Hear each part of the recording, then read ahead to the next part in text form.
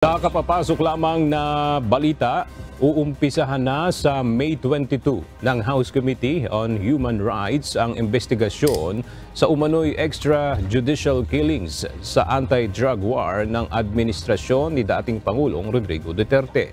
Ayon kay House Committee on Human Rights Chairperson, Manila 6 District Representative Benvenido Abante, bilang pagtugon ito sa mga nakahaing resolusyon sa Kamara. Sabi ni Jan TV, si Albayalde lang po ipatatawag nila at si Guevara yata yung isa. Hindi ho. Maniwala ako sa akin. Ano mo ito? Itaga mo ito sa pader. Talagang sigurado ako. Siyempre, ang simula, hindi muna sasabihin. Sasabihin muna nila, si ganito lang muna, si ganito lang muna. Tapos eventually, si Duterte rin ang target niyan. Maniwala ka. O, itaga mo sa bato. Gusto ko sa pader eh. Pag itaga mo sa bato, wala tayong senador. Tama ba, Alexa G? Hindi, maniwala ko kayo sa akin. Simula lang ho yan. Ipapatawag ho yan, sigurado ko. Yun yung issue ng Parmali. Di ba sinabi ko sa inyo? O, tingnan nyo itong Parmali ha. Biglang nabuhay yung issue nito sa ombudsman, di ba? Nasistensyahan yung dalawa. Tapos, diba, sinabi ko sa inyo, ang kasunod na niyan, si Duterte, oh, tingnan mo. Ngayon, naghahain na ho ito si Gordon, ipatawag si Duterte. Kahit hindi senador. Diba, kahit hindi na senador, nangingialam pa. Naimbestigahan ang mga aligasyon ng pag-abuso sa karapatang pantao sa kasagsagan ng kampanya. Abante ha, menos ka sa akin yan ha. Ikaw pa pala nangunguna. Pero ako, naniniwala ako, ito honestly ha, naniniwala ako na hindi ho si Abante ito. Siyempre, si Abante lang ang ginagamit. Kasi tandaan ninyo sa Kamara, ano naman po yan eh. Alam na ho ng mga tao ho dyan sa Kamara yan na hindi ho makakagalaw at hindi gagalaw ang mga congressman nang walang basbas ng speaker. So sigurado ako si Speaker Romualdez ho ito. Kasi baka sabihin niyo, hindi naman si Speaker Romualdez ang nagpatawag. Bakit ang nasa picture mo si Speaker Romualdez? Huwag niyong kakalimutan yan. Kasi ito ho'y katotohanan sa Kongreso, sa Kamara, na walang gumagalaw dyan nang walang basbas at walang permiso ng Speaker of the House. Sigurado yan.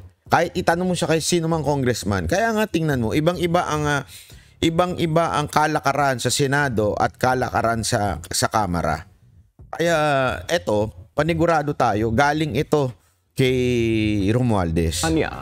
Plano namang imbitahan sa pagdinig ang ilan sa mga miyembro ng gabinete ni dating Pangulong Duterte, kabilang na si dating Justice Secretary Menardo Guevara na ngayon ay Solicitor General. Gayon din si dating Philippine National Jeffrey Medes. Huwag kang magulo. Pala desisyon ka eh.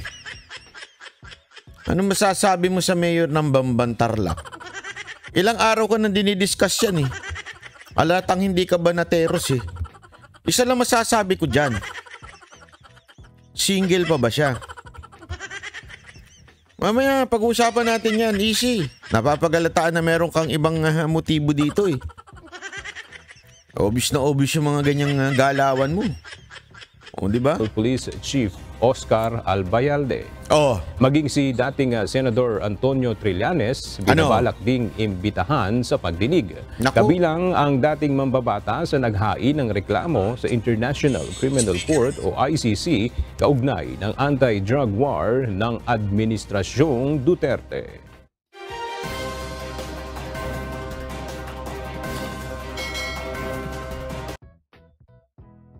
Ayan, diba?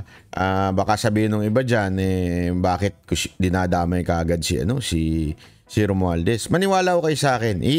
Itaga nyo sa bato yan. Walang galaw dyan nang hindi ho nang gagaling sa Panginoon nila, sa peking Panginoon nila na si Romualdez. Wala ho. Kaya sigurado yan. Ngayon, yan lang. Siyempre, pambihira. Kayo, magpapaloko ba kayo na EJK ang iimbestigahan lang yung dating mga PNP chief? Bakit kanyo hindi si Bato? Ba't di sinabi si Bato? Kasi meron silang parliamentary courtesy with the senator. Ibig sabihin, tandaan nyo, equal power yan, yung lower house at saka Senate. So, hindi nila pwedeng ipatawag basta-basta. Pwede lang imbitahan, kung maaari, pero with courtesy, ika nga. Yan ang totoo dyan. So, hindi ho yan basta-basta pwedeng ipatawag ng Kamara ho si Bato. Kaya nga, ang pinapatawag ngayon si Albayalde. O, di ba ho? Pero, maniwala kayo sa hindi. Unti-unti yan. Ipapatawag na rin po yan si Duterte. Kasi siyempre, EJK. Pagdating sa EJK, sino ba dinidikit nila? Di ba? Hindi naman kapulisan lang eh. Sabi, sa akin ha. Sa akin ha. Sige, subukan nyo. Hindi, walang biro ha. Sa akin po, subukan ninyo nang magkaalaman. Huwag na tayong magpaligoy-ligoy, di ba? Na magkaalaman kung ano ba talaga nangyayari. Kasi ang hilig nyo dyan eh. At, di ba, ako, as far as I remember, ang sinabi ni Pangulong Duterte, kung ang uusig sa kanya ay Pilipino, walang problema. Pero hindi ako papausig sa mga puti. Pero sa tingin ko, pag Pilipino, sigurado ako nga gusto ko nga eh. Once and for all, humarap na sa si Pangulong Duterte dyan na magkakawawa kayo. Kaya sigurado ako, kawawa kayong mga nasa kamera. Akala ninyo, dun, sabi nga nila, di ba, meron tayong kasabihan eh. Baka mamaya yung ating mga panalangin ay matupad. Kasi minsan ganun tayo eh, mga tao, di ba? Mananalangin tayo, Lord! Bigyan mo ako ng boyfriend. Yung pogi. Yung matikas. Binigyan ka. Hindi, meron ako. Alam niyo yung kwento na yun? Binigyan ka ng boyfriend, matikas, pogi. Oh. Tapos, bigla kang pagtanda mo, maano ka, bigla kang, Lord, bakit naman ganito itong binigay mo? Napakatakaman. Tambay lang dito. Hindi nagtatrabaho. Ay biglang sumagot ang Panginoon, sabi ng Panginoon, anak, ano ba panalangin mo? Diba sabi mo pogi at matikas? Wala ka naman sinabing masipag. O, binigay sa'yo pogi at matikas lang. Diba? Wala, wawa ka. Nga sabi, tama yung sinabi nito isa, be careful for what you wish for. Baka ganyan na mangyari sa inyo sa kamera dyan. Be careful for what you wish for. Baka magwala ang social media. Sabi nga ni Mike Abe, social media. Social pala yung mga nasa media. Hindi ko akalain yun ha? Social yung mga nasa media. Sabi niya, no, sa social media. Social pala itong media. Grabe, no? Sayang lang ang oras sa hearing na EJK. Alam mo, siyempre gusto nilang yan eh. Pag pinatawag yan, tandaan ninyo, balita yan, sigurado. Kaliwat ka ng balita yan. Di ba yung datingan na kaagad sa kanila, EJK. Mamamatay tao. Ganun yan eh. Alam mo, eto walang biro ito ha.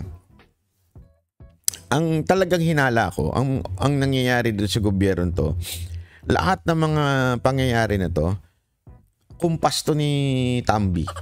Paniwala kayo sa akin na yung isa, wala siyang pakialam. Parang, bahala kayo dyan.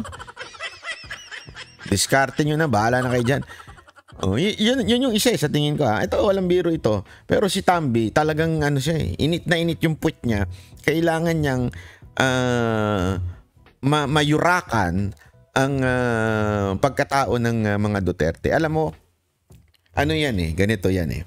Meron ako kaninang nakausap. Hindi ko na lang sasabihin ha. Nagkaroon ako ng breakfast meeting. Mantakin mo, nag-breakfast meeting ako. Kanina. Sa Sofitel. Walang biro, di ako nagbibiro. Meron akong ka-meeting, breakfast meeting.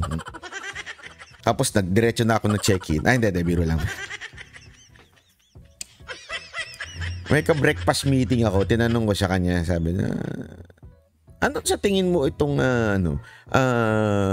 kay Trillanes?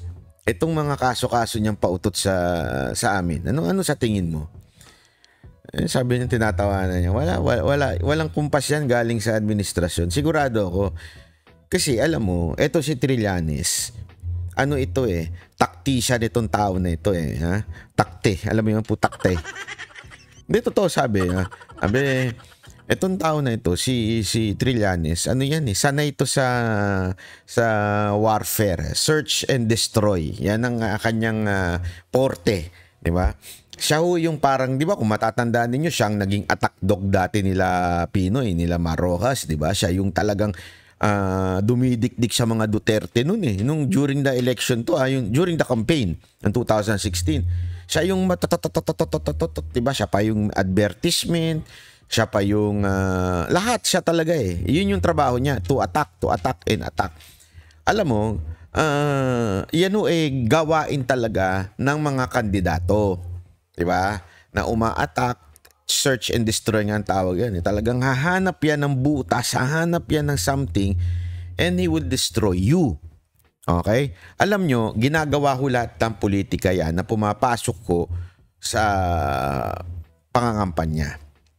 Kaya ako, naniniwala ako, ganyan ang ginagawa po ni Romualdez ngayon.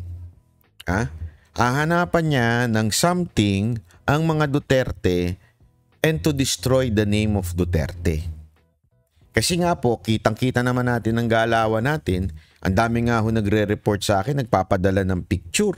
Sinasabi nila na itong si Pangulong Duterte, itong si Tambi, talagang nag-iikot sa kanila, namimigay ng mga ayuda as early as now, kasama lahat ng congressman. Tapos namimigay through DSWD. Ganon daw ang ginagawa. Alam naman natin yung ganyang klaseng galawan ng mga politiko yan. Tapos, at the same time, sinusubukan niyang i-destroy itong si mga Duterte. Kitang-kita mo yung galaw na ganyan magpapaka-good shot ako, mabait ako, mamimigay ako sa tao. Tapos, itong kalaban ko, ininegative ko ng ininegative. Kasi sabi ko nga sa inyo, si Sara Duterte ganire. Siya nandito sa baba. Kung pwede nga hanggang lapag pa, hindi nyo lang makikita Kasi kababang-babaan siya talaga ganyan yan Tapos uunti-unti niya, papagood shot siya. Eto, titirayan niya ng titirayan hanggang bumaba ng konti. Hanggang konti lang. Konti lang. Anyway, may online na Hindi ko naman sinasabing yung online voting mayayari yan. Pero ganun ganun lang maano lang niya, maitapat lang niya ng konti yan. Kayang-kaya na ni yan. Ni David Copperfield dyan. No. Ganun lang. Ang hindi niya nakalimutan sa kasaysayan, eto para sa mga medyo bata-bata pa dito, paalala ko lang Pero doon sa mga gurang na, sigurado ako naalala nyo si Mitra. Si Mitra, kilala nyo si Mitra? Kilala nyo si Di Venecia? Yan ang mga speaker na tumakbong pagkapangulo. Hindi yun nanalo. Yang mga yan, inubos ang kanilang pera para talaga manalo. Actually, alam nyo ba, lakas-lakas na ni Di Venecia nun. Pero wala rin pong nangyari. Kasi, etong mga to, wala talaga silang karisma sa tao Si Di Venecia, sa masa, walang ganun. Di ba? Si Mitra, walang yung alam mong alta sa syudad, Espanyol. Si Di Venecia, pag nagsalita, hindi makapagtagalog. Wala hindi mo siya hindi mo pwedeng ipilit. 'Di ba? Hindi mo pwedeng ipilit na ganun. Kita mo naman. Nakita niyo na ba magsalita si Tambi?